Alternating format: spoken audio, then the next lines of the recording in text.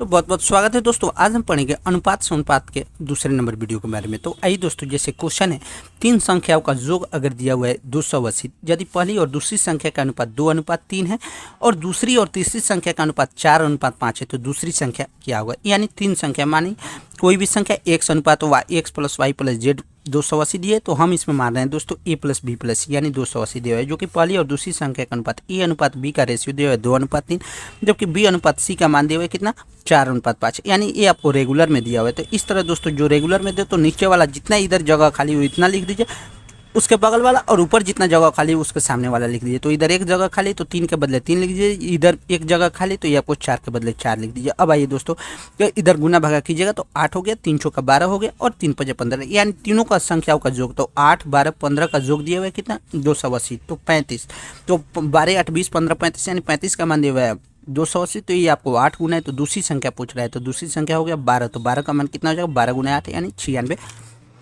Answer हो जाएगा। उसी तरह दोस्तों एक ए वाला क्वेश्चन है, यदि ए अनुपात बी बराबर 1/2 रेशियो 1/3 दिया है तथा बी अनुपात सी बराबर 1/5 अनुपात 1/3 दिया हो, तो ए प्लस बी अनुपात बी प्लस सी का मान पूछ रहा है। तो ऐसे क्वेश्चन को जब भी 1/2 रेशियो 1/3 दिया है, तो ऐसे क्वेश्चन को आप या तो एलसीएम ले लीजिए, नहीं तो क्रॉस मल्टीप्लिकेशन गुना कीजिए। तो क्रॉस मल्टीप्लिकेशन गुना कीजिएगा तो ये आपको 3/2 हो गया।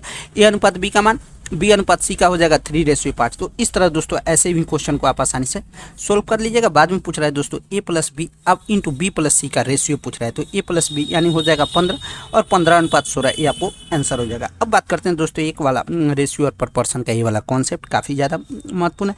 मानिए दोस्तों ए का मान दिया है 1/x, जबकि बी का मान दिया हुआ है 1/y, वहीं सी का दिया हुआ है दोस्तों 1/z, यानी गुना में दिया है। तो ए अनुपात बी अनुपात सी यानी तीनों का रेशियो पूछ रहा है। तो ऐसे में अगर रेशियो पूछे तो सीधे आपको पलट दीजिएगा, यानी रेसिप्रोकल कर दीजिए। तो x हो जाएगा, y हो जाएगा और z हो जाएगा। तो इसका ए अनुपात बी अनुपात सी का आंसर हो जाएगा दोस्तों x अनुपात y अनुपात z। उसी तरह दोस्तों ऐसे वाला क्वेश्चन है, यदि ₹900 को ए बी सी में इस प्रकार विभाजित किया जाए कि ए के हिस्से का 1/2, बी के हिस्से का 1/3, सी के हिस्से का 1/4, तो इस तरह दोस्तों ए बी सी का हो जाएगा दोस्तों। इसको रेसिप्रोकल कर दीजिए तो 2:3:4, और इस तरह दोस्तों तीनों का दिया हुआ है तो 2x plus 3x plus 4x यानी 900, तो 5 4 9 हो जाएगा। तो 9x बराबर 900, तो x का मान हो गया 100।